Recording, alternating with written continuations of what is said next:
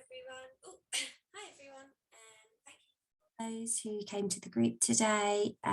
We actually didn't have a chance to run through this information today, so this is all new for you all. So I'm just going to run through a little bit more around kind of early education options for children and with Down syndrome, and then we're also going to have a look at some of the language development information that I didn't get to talk about today. So yeah, last week we did have a chat about children's centres, and I know a lot of you then had to think about what your nearest children's centre was and whether you've registered there and what support is available. So this week it's just a bit of a continuation of that really. So it's looking at kind of those really early education options before children start nursery that are available for children. So, you know, they don't need to be going to nursery yet. They're all still very little at this age, but actually helping them to engage in activities and kind of getting them involved in different things is still going to be really beneficial for them, even when they're very little.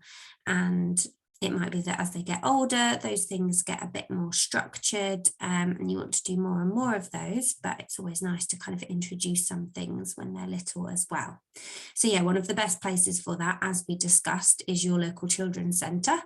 And all of these sessions are free. And I talked a bit about these last week, but just I've just got more of a list here of what's available in Tower Hamlets. So you might see some children's centres that have communication stay and play groups, which is all about encouraging language development and communication, which is great.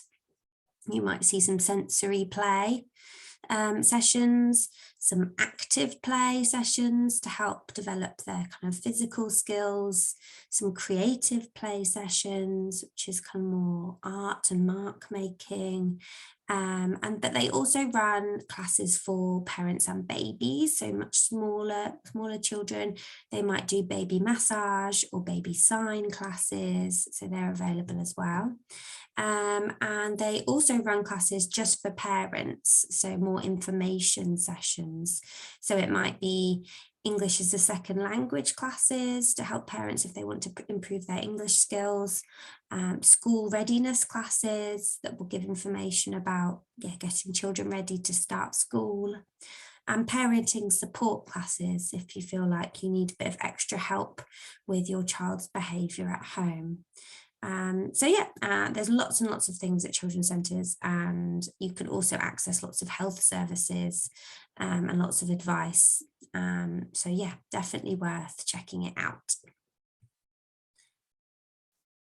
Just going to go to the next bit. So then the bit that I really wanted to talk about today then is kind of some of the expectations and milestones for children with Down syndrome in the really, really early stages. So today we're just going to look at from birth to 18 months. So still looking at when they're very little. The big thing to remember really is that all children are different and individuals. So actually, you know, it's going to be different for all children, and you know, you need to think about when is the right time to be working on their language, you know, and what other priorities and concerns you have at that time. So yeah, they'll basically go through their own development at their own pace, and you might spend a longer time in a certain stage with your child than other children, and that's perfectly fine. So, you know, all the ages that we show here are all just approximate ages. They're not set in stone, and the main factor really is that your child is making some progress over time. That's what we're looking for, but we're not looking at kind of how quickly that progress is, just that they're still continuing to make some small steps of progress. But what we're expecting and what the information out there kind of says for us really is that between birth and 6 months, babies with Down syndrome will really be learning about those really early interactions and communication skills. So that will be like eye contact, and they're looking, whether they can look at your face and they're paying attention to your face, whether they're looking at objects that are really interesting to them, all those really early skills. And their communication really will not be very intentional. They won't, it's kind of like, they'll cry when they're uncomfortable or if they're hungry. And then over time, this will start to develop into them being able to start conversation, start communication and be more intentional. That's what we say.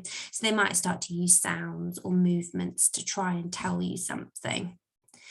So at this stage, you can just help your baby by doing lots and lots of interacting with them, using lots of gestures and facial expressions, being really positive. So then they want to look at you and they want to communicate with you.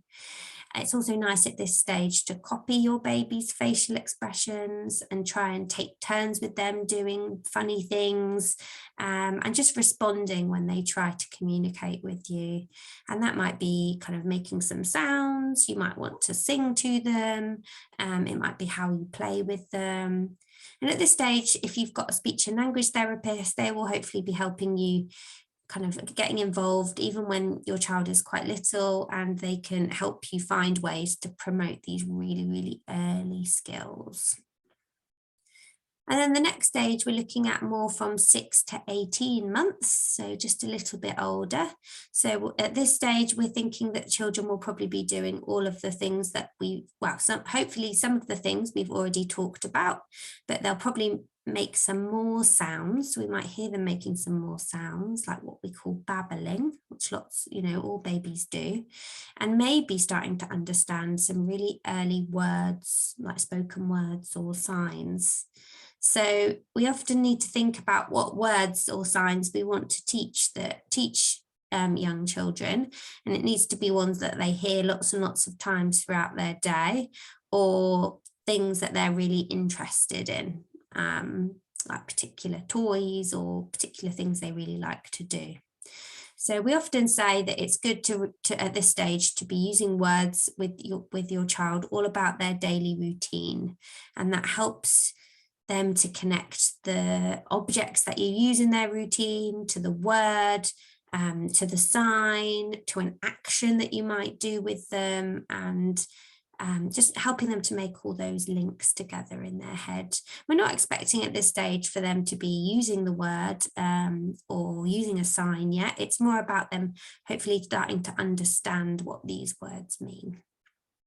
And then at this stage, hopefully the speech therapist that you're working with will be helping you to kind of understand what stage your child is at with their communication development, and thinking about what strategies and activities we can help you with and that you can maybe do at home to help them progress to the next stage. So yeah, as I said, all children are different, and you might find that your child is in one stage a bit longer or a bit further along, but these are just some general things that we can start to look out for very, very young children, babies with Down syndrome, and things we can do to help support them. So I hope that's been useful, and I hope to see you all at the group next week. Bye.